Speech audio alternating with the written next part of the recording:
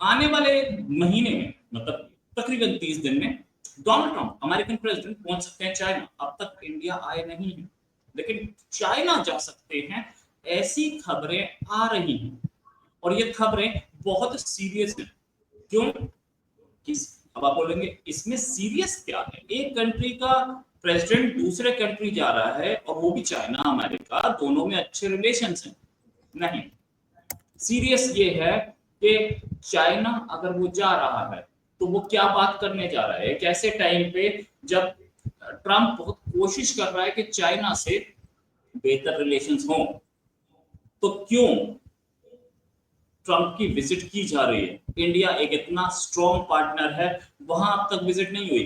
क्या इंडिया के लिए खतरे की घंटी है कि चाइना भी, पाकिस्तान भी ट्रंप के एम्बिट में? चाइना हालांकि उससे कोई बातचीत नहीं करना चाहता है, लेकिन बेहतर रिलेशंस, मतलब उसके अपने अपने जो इंटरेस्ट हैं ट्रंप के, वो पूरे हो जाएं, इसके लिए विजिट हो सकती है। इसी में बात करने के लिए हमारे साथ अभिषेक मिश्रा। डॉक्टर साहब, बहुत बहुत स्वागत आपका हमारे शो में। डॉक्टर साहब इंटरनेशनल अफेयर्स के एक्सपर्ट हैं और प्रोफेसर भी हैं। सर, बहुत बहुत स्वागत। ट्रंप की एक तरफ हम पाकिस्तान की तरफ से प्रॉब्लम झेल ही रहे हैं, वहां ऑयल का हब बनाने की बात चल रही है। हालांकि तेल है नहीं, लेकिन तेल निकाला जाएगा पाकिस्तान का। यहाँ चाइना भी हमारे कंट्री में जैसे प्रॉब्लम्स कर रहा है, चाइना से भी दोस्ती बनाने की बात चल रही है। क्या कहेंगे आप?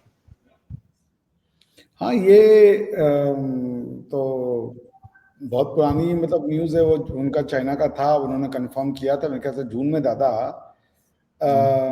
मगर वो है कि अब वो हैं तो Trump, he is very unpredictable, जिसे कह लीजिए, देयर इज अ वर्ड, वो आज मैं आजकल शब्द ही भूलने लगा हूँ। तो ही इज रेटिक। अब वो हैं, वो जा रहे हैं चाइना के साथ, तो उनका वॉर जग जाहिर है, ये सारा कुछ तो वो कर ही रहे हैं चाइना के ट्रेड को कंट्रोल करने के लिए, या चाइना के साथ जो उनकी ट्रेड डिस्प्यूट है उसको कंट्रोल करने के लिए। टैरिफ वॉर उन्होंने दुनिया भर पे वेज कर रखी है। 6-7 दिन पहले का ही उनका स्टेटमेंट था कि मैं चाइना जाऊंगा, पर I am not seeking any summit with president Xi Jinping. तो वो क्यों जा रहे हैं उसकी डिटेल तो जब आएगी, बातचीत होकर के उसके बाद ही होगा। आपको पता है कि वो पब्लिक में ही ह्यूमिलिएट कर देते हैं इंटरनेशनल लीडर को। जेलेंस्की साहब के साथ जो हुआ, which is that was a spectacle for the world to watch. तो अब वो चाइना और अमेरिका की जो रिलेशनशिप है, ये बड़ी कॉन्सिक्वेंशियल होगी इन इस पूरे ग्लोबल ट्रेड वॉर को, जो कि ट्रम्प साहब ने वेज कर रखा है, कि how China would play its card. क्या कोई दूसरे समीकरण बनेंगे, स्पेशली इंडियन सब एशियन कॉन्टिनेंट में? क्या जो रशिया इंडिया चाइना अलायंस है वो कुछ कर सकता है, या चाइना अभी भी अपनी उसी हठधर्मी पर रहेगा जहां वो पाकिस्तान को सपोर्ट करता है इंडिया को डिस्टर्ब करने के लिए? तो देखने वाली बात होगी। फिर क्वाड में भी उनका आने का था अक्टूबर में, मेरे ख्याल से, या सितंबर में इंडिया भी आने का था ट्रम्प साहब का। तो देखिए क्या वो इंडिया वाला ट्रिप अपना कंटिन्यू करते हैं कि नहीं करते हैं। तो अब वो जा रहे हैं, इट्स ओके, बट क्या इसके आउटकम होंगे वो तो जब वहाँ पहुँच जाएंगे उसके बाद ही पता चलेगा। अब इंडिया के साथ भी उन्होंने अपने संबंध ऐसे ही खराब कर दिए कि वो क्या ही है। I guess India should also nominate him for peace prize, that will pacify mister Trump, because somehow he thinks that if he is bestowed with the coveted क्या कहते हैं ये coveted Nobel Peace Prize, that will assuage his some ego. Otherwise it's a wait and watch game, but मुझे कोई बहुत ज़्यादा उम्मीद नहीं है, क्योंकि वो मतलब एसेंट्रिक है, कोई एक ट्रेंड नहीं फॉलो करते हैं ट्रम्प साहब। And this is the Trump, America of Trump. जी दादा।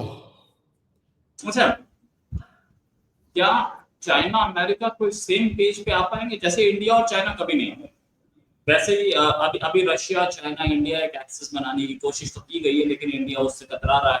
और जैसे कि हम देख रहे हैं कि अमेरिका और पाकिस्तान दोनों करीब आ रहे हैं, इससे और डेंजरस होता जा रहा है। क्या अमेरिका और चाइना फिर से वो वाली दोस्ती ला पाएंगे जो ओबामा टेन्योर में दिखती थी? देखिए दादा, ऐसा है कि जो ट्रम्प साहब हैं उनकी जो इंडिया पॉलिसी है वो भी बड़ी फ्लिप फ्लॉप की है इस बीच में। उन्होंने ऐसे ऐसे कमेंट्स पास किए, परहैप्स ही इज एंग्री जो इंडिया ने रशिया पे जो अपना रिजिड एक स्टांस रखा हुआ है, जो दृष्टिकोण हमारा रशिया को लेकर के है, वो शायद वो दृष्टिकोण पसंद नहीं करते। इसको देखते हुए ये बहुत आवश्यक हो जाता है कि जो अमेरिकन थिंक टैंक्स है वो ये डिसाइड करे कि अमेरिका कैसे प्ले आउट करेगा इस पूरे रीजन में, क्योंकि अमेरिकन जो इंटरनल इकोनॉमिक्स है वो भी डिस्टर्ब हो रही है।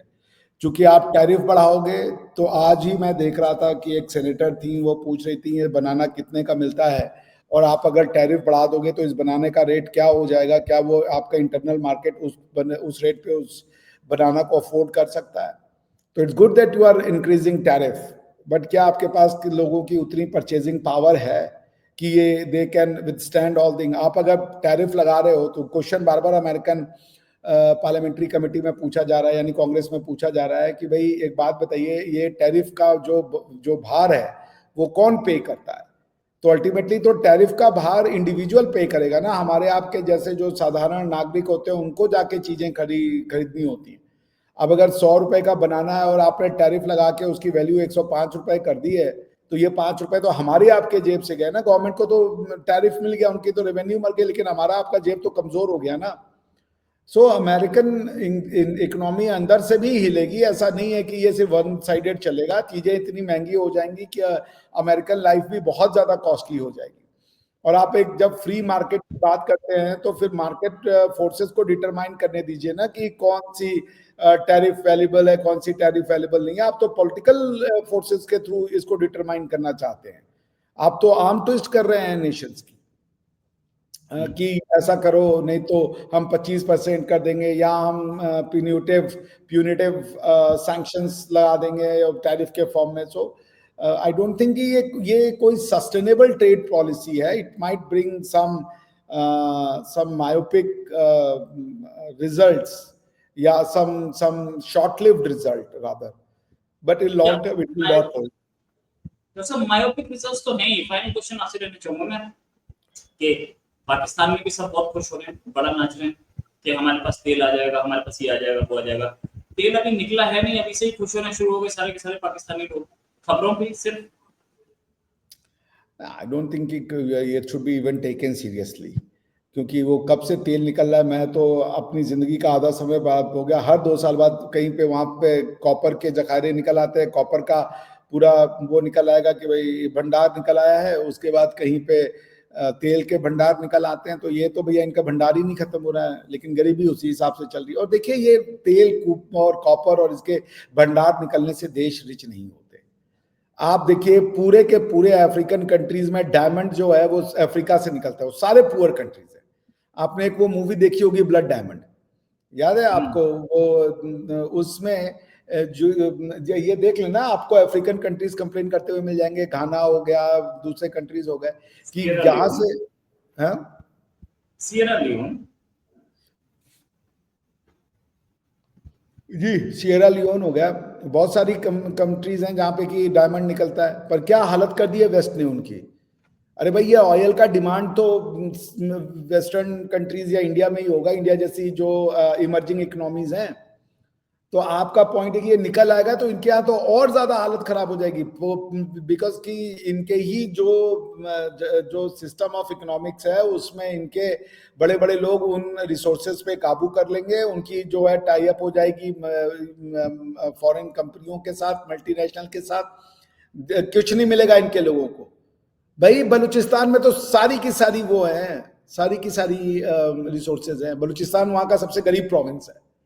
आप सोच लीजिए, अगर रिसोर्सेज मिलने से देश रिच हो जाते तो पाकिस्तान और Balochistan would have been the richest thing. ऐसे नहीं होता है ये सब ना, पैसा सिर्फ मिनरल्स में नहीं होता, पैसा समाज में होती है। Money is thinking, money is not the paper और खनिज और ये और वो। मैंने आपको एग्जांपल दे दिया, अफ्रीका में बहुत सारे देश हैं जिनके पास मिनरल्स हैं, जिनके पास डायमंड्स हैं, but they are in a very poor shape, they're in shambles rather, तो मुझे कोई फर्क नहीं पड़ता वहां पे तेल निकल आए या किसी के भंडार निकल आए, दीज आर और जस्ट न्यूज फॉर मी। इससे मुझे नहीं लगता कि कोई फर्क पड़ेगा। Thank you doctor Abhishek Mishra for giving us time. बहुत कम टाइम के नोटिस पे आप आ गए और बिजी रहते हैं नो डाउट। उम्मीद है जल्दी डिस्कशन और करेंगे। अभी के लिए नमस्कार, धन्यवाद, जय हिंद।